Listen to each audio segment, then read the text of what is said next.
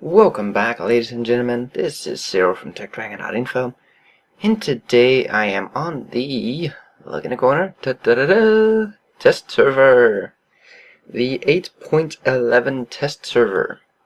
And no, there's no changes to the Jack Tiger 88. I just have one fast question for you guys. Does anybody have this tank? And if so, let me know if it's any good. Okay, I'm thinking about buying one, but I'm a bit on the fence on it still, I'm not sure. Anyways, let's get right along with the new features of 8.11, and there's quite a bit of them. So, let's see. First off, let's create a room. And I'm gonna have to search through this a bit, because I'm not sure... What I'm looking for is that there's a new Himmelsdorf, but a winter edition.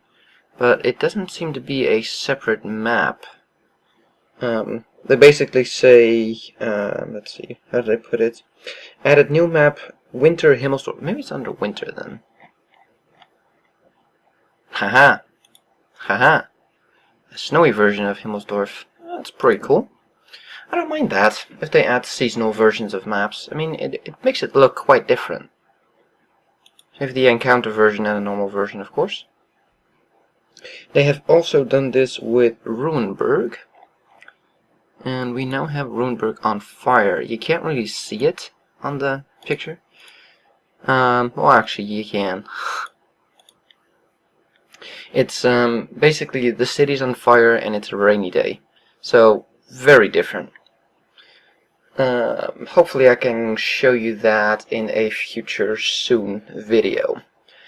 I'm just gonna go over all the patch notes this time, and then in a separate video I'll go into the maps and take a look at things and compare armor and that sort of stuff. Okay?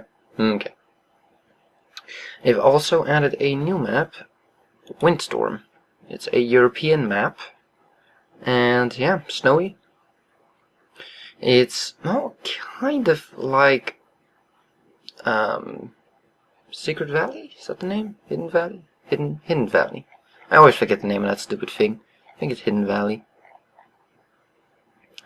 Yeah, Hidden Village. See, I always get the damn name wrong. It's a lot like this. I mean, city on one side and outside mountain road on the other. So, but I don't like Hidden Village because the city in the middle is hardly ever used, and if you're a sniper TD, that map is absolutely crap for you. This one, well, I haven't seen the actual map, so again, we'll do that in a different video, but it seems like the city is going to be very interesting because it's the shortest path, but you have two parts of the city, so you have bridges you can actually hold. So I'm guessing that there's going to be a couple of tanks holding this, and then one or two tanks here and one or two tanks here to hold those bridges. So you're gonna have a very spread out town. So that's gonna be quite interesting. Artillery more than likely here, and possibly if you can get into these hills up here, I'm not entirely sure. And then of course you're probably gonna get your mediums and possibly TDs doing this route. So it looks like a very interesting map. I'm looking forward to trying that one out. Let's see, what else do we have? Okay, they fixed a bug in Himmelsdorf where apparently you could sit inside the building in encounter mode. Never seen that before, but that sounds like fun. Too bad it's been fixed. Fixed excessive brightnesses on some maps, okay. Fixed improvements on Fisherman's Base, Ring Coast, Severogorsk and Ensk. Okay. Yeah, I did actually notice a massive frame drop on some of those. Well, my normal FPS is 50 to 60, 70, sometimes 80. On some of those maps it dropped down to 40, without recording that is. So, yeah, they kinda needed that. They have completely removed port. I did not see that one coming. Yeah. Team training. Create a room. And we can scroll down to P. You're probably not going to see a port. Ta-da! It's completely gone. Not quite sure why, but I don't know if they're going to redo the map or something, but it's been completely taken out for now. let's see. They've added, okay, first off, well, not first off, but let me start off here with this bit by saying there's no new tanks in this section, in this update. But they have added some very interesting new things. Added new game mode, National Battle. And in the US client, for now at least, it's called Confrontation. Here you can see it, Confrontation. So yeah, new battle mode. I haven't played the game yet, so I haven't tested this out. Actually, I haven't seen this mode yet. I've done 4 games or so. So that's new. Ability to disable chat. And it only works in random battles. And as you can see here, you will still see your platoon. You will still see commands. So you know, follow me, attack, back to base. So that's interesting. I feel like something here is new. Yeah, this one. Show in post-mortem mode the vehicle that destroyed your vehicle. Battle recordings have been fixed. They finally fixed the very annoying issue with recordings not being saved or being corrupt. I was suffering from this bug. I missed 2 or 3 really good games and a couple more mastery badges because of this bug that I did, that the game just didn't record. So that was pretty shit. Okay, let's see. They've added new crew options. Get out of here. As you can see here, there's now a button here. If we click it, we get retrain crew, return crew to vehicle, return a crew to that fought in this vehicle in the previous battle. So, let me test that out actually. Let me take, well, let's say my Super Persian crew. Let's see. Okay, we can send them to barracks, but we can't because not enough bunks. Okay, we'll go to the barracks. Set this to in barracks. Alright, I just sold a whole bunch of tanks. Let me just make some quick room here. Actually, screw this. Buy extra slots, yes. Okay, I'm not lazy, what? So we can now click here, send the entire crew to barracks, go to my M4. No. Okay. Okay. So, nice option, Wargaming, but you're missing one option. Put default crew back in tank. If I have an M4 crew, I want to be able to import the entire M4 crew. I mean, you can now probably go back here and do... No. No. Return that from this vehicle in the previous battle.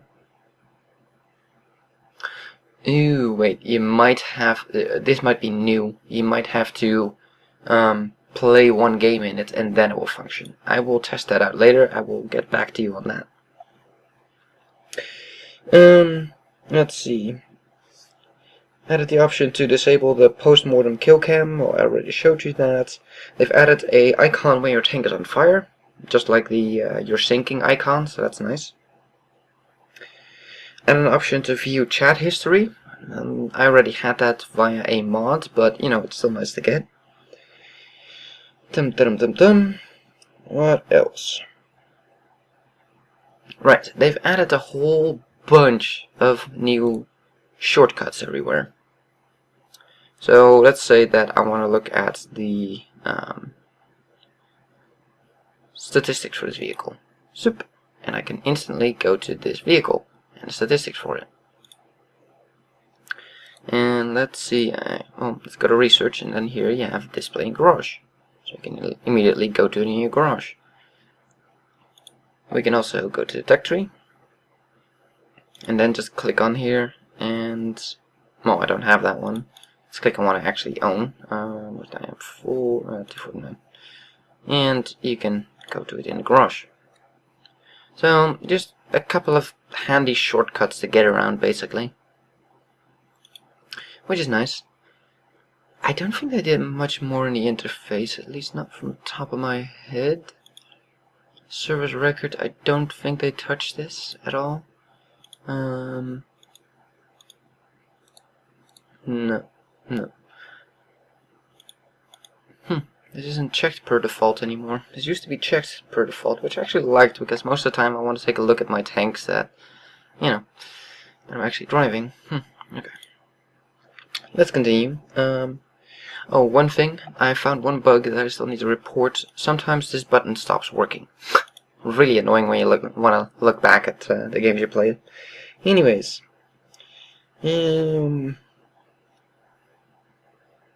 Fire extinguisher may now be activated by left-clicking the icon. So you're gonna have to hold down Control and then like click here at the bottom of your screen on the, you know, representing like this icon at the bottom here.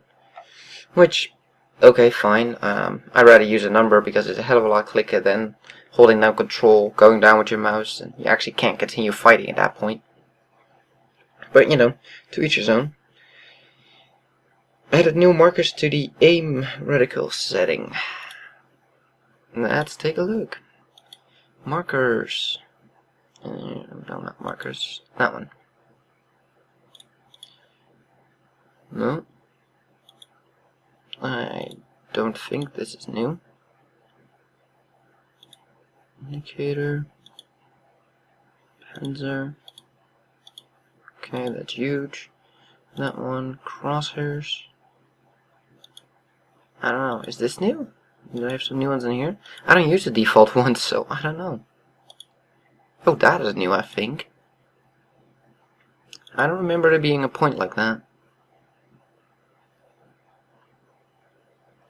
I think that is new. Oh, another one. I'm not quite sure. Oh, one again. Those also have the penetration indicator. No, let's leave that. So, yes, go away. That's new. At least I think that was new. Fix some bugs in the team battle interface. Okay. Fixed chat and voice chat in game battles. Fix the mastery badge disappear bug. I was personally not affected by this bug. I don't know if any of you guys were, but apparently mastery badges were disappearing off vehicles. So, that's a bit strange, I guess. One thing that's also new, speaking of mastery badges, every time you do in game and you get like, let's say 1,000 experience, you'll see that you get mastery badge, let's say 3rd class, but that will now always pop up. So even if you already had it, it will still show you this would have been a 3rd class battle or 2nd class. Or I'm not quite sure if you already have the next badge up, if it will still show, like if you have ace, if it will still show 1st class. That I don't know, but when you're still on 1st class, it will still show 1st class. Now, this might not seem like a big deal, but it kinda is, because it gives you a way better indication of what you have to do to get your ace tanker. Because one week ace tanker can be 1,000 experience, while the next week you have to make 20,000 experience in a single game to get your ace, you know? It's hard to pinpoint what you have to do for each week, since it fluctuates quite a bit. I got a, finally got my ace tanker on my super purging on a, I'll still show you that game soon, but, so I'm not gonna spoil, but I wouldn't say bad game, I mean it definitely was, but it wasn't all that fantastic either. But that was my ace, and it took me 200 battles to get it for some reason. Now I don't run my super purging all that much with, actually I don't think it's 200 battles yet, but, you know, whatever. Doesn't matter, getting off course here. Back to the patch notes. They did some things to camouflage. Now, let me pull up a tank with camo. Go to the exterior. And... I have that one.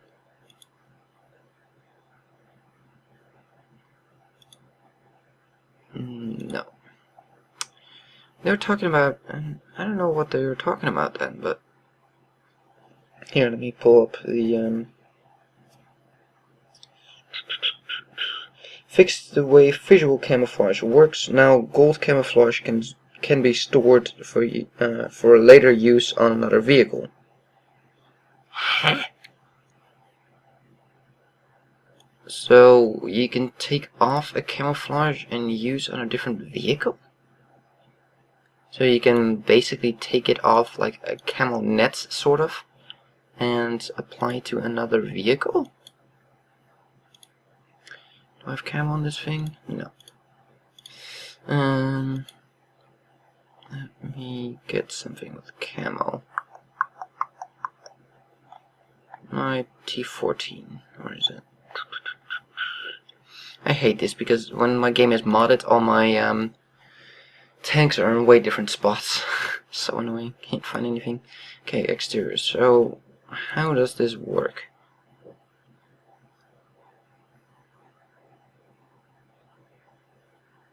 Okay, was that description always there? All kinds of white dyes are used. There are no rules or regulation how to apply winter camouflage. Every crew made their own choice. Huh.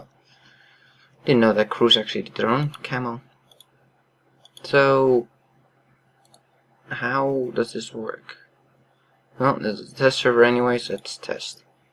Remove camouflage. Delete.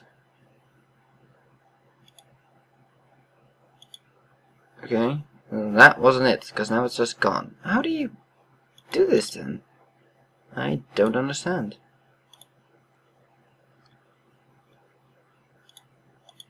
I have no idea. Absolutely none. Well, I have no bloody clue. They don't describe it very clearly, so I don't know. Oh, service record. Awards. Scroll.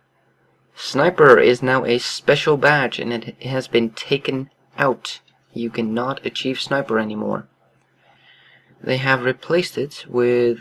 what's this? When a battle can be attained. Only survivor during a... okay. That's pretty cool. That's a new one. Then we have a new group award. Armored Fist. Destroy all enemy vehicles while losing one friendly vehicle. Oh, that's... with only losing one friendly. Okay, that's basically a almost ace perfect game. Let's see, they've also added this one, or redid it, I guess. Destroy at least 14 enemy vehicles in the course of a battle. So, I think they said something about redoing this one, so I don't know what it was before, but that's new. And we have a new one here. Tactical Breakthrough. Enlist 3 battles in a row, without losing in a row as a member of a random team. So win 3 games in a row basically. And then we have Genius of War. In 100 battles, be the top player by experience earned. Okay. Don't think those have to be consecutive. I guess, I don't know. Win 100 battles and be the top player by damage cost. Okay. Then we have High Caliber. Cost the highest damage per battle with at least 1,000. So that one should be relatively easily obtainable. And we have Tanker Sniper. Cost the highest damage per battle at a distance of at least 300 meters. So basically the highest shot from long range, which makes, in my eyes, a lot more sense than Sniper, the previous medal. Now, honesty, I think this medal was shit. It had nothing to do with you being a sniper. You could potentially have a tier 2 autoloader spam gun, stick it up somebody's exhaust, and get sniper. I mean, that's not a sniper. That's, yeah, you hit everything because you were, poking your barrel in his face. It had nothing to do with sniper, so I'm kind of glad they reworked that. I would have kind of rather seen the longest range shot that did damage. Because yesterday, funny story, really short, I shot an artillery at 660 meters. It was pretty much in the absolute corner of render range, so where the two sides meet in that corner, so the absolute farthest away that it could be, 664 meters. 2 shots, both went in, killing an artillery. That would have been a sniper badge. At least I think it should have been. So that was pretty funny. Luckily, this medal was unachievable as an artillery. Luckily, that would be freaking shit if that was the case. But anyways, drifting off again, let's continue. We still have quite... we're getting there. They optimized the performance for motion blur. Okay, everybody turns it off anyway, so who cares? Fixed the issue with displaying modules and equipment in the in-game shop for some tanks that couldn't be purchased. Never had that bug, but I'm glad it's fixed. Reworked ricochets, so ricochets now look different. Haven't seen one yet, but again, we'll hopefully take a look at that in a different video. Change the view range settings for different screen resolutions and aspect ratios. Okay. Added the option for a tank to store camouflage types. Yeah, I have no idea how that works. Absolutely none. So, if anybody knows or figures that out, let me know. Change the order of switching from... Okay, yeah, whenever you die, you know, you go to free mode where you can click on other people and view them. Now, often you have to cycle like 20 times through the entire team to get to your platoon mates, or control click them, but now you actually go first to your platoon mates and then to the rest of your team. Very small change, very nice. Okay, vehicle balance changes. Usually people are scared when they see this. Fix the size of the Type 59, T54, WZ120 and a Nashorn. I'll probably check these things out in a different video. I have no idea if they became smaller or bigger. Don't know, so not sure, but it's not really a nerf or a buff, so you know, don't really worry about it. I mean, I guess it could be a nerf if you become bigger, and it could be a buff if you become smaller, but you know. Fix the armor of the Foch 155, Foch and AMX AC MLE 48. Okay, I've looked at this in Tank Viewer and I've figured something out. Now, I'm not sure if this goes for all three of them, but on the Foch, the gun mantlet here has changed and actually became more armored, and the weak spot on the side of this hatch really was a way to preview vehicles. Now this picture is slightly more clear, I guess. Okay, on the sides of this hatch here, the rounded sides here, those are both weaker now, and there's now a top spot in the middle here of this bar. So if you look at it from the front, it's just like the top 10% of the bar is now also a weaker spot. But the gun mantlet became loads thicker, almost double what it was before. So this is way stronger, and the weak spots have become slightly weaker. And I'm guessing the same goes for the Foch and the AC-48. I mean, they're pretty similar design tanks. I mean, this one looks almost identical to Foch 155, so I'm assuming it's the same thing, but the weaker spots have become slightly weaker, and the gun mantlet has become thicker. I mean, all three of them are almost identical in shape, so I'm pretty sure that's what changed on the Foches. Increase the profitability of the Löwe T34, 112, T34-3, FCM-50T, M6A2E1, Saxton 1, S51, SU-14, SU-14-1, excuse me, M12, Lorraine 155, MLE 50, VK2801, VK2001D, VK3002D, and a GW Panther. So a lot of artillery is getting increase in profitability. That's bad. They need to lose money every game. The T-34 and the Löwe and the 112 are making more money. That's a bit surprising. And I'm surprised that the Jagdtiger 88 wasn't included in that, or the Super Pershing. They're kind of left out, so that's a kick in the nuts, basically, for Super Pershing drivers at least. Since it's already the hardest tier 8 to really do well in, premium that is. So, yeah, that was really disappointing to see that. So, yeah, one thing, quickly, when we're talking about premiums, what do you guys think? Should I get the T-34 or the Jagdtiger 88? I'm leaning towards the Jagdtiger 88 at the moment. I have crews for both, although my German crew I just started, so I could really use a crew trainer for that one because they're shit. And my American crew, I already have my T-14 to train them as well. So, you know, but I like premium tanks because you can just play them as much as you want and you'll make money regardless. So I really just want to have a fun premium, not really for the money making, but more for the fact that you can just have fun in it and not lose money. If you know what I mean. Anyways, I'm ranting again. I do this a lot and this video is becoming really long. Okay. I'll stop.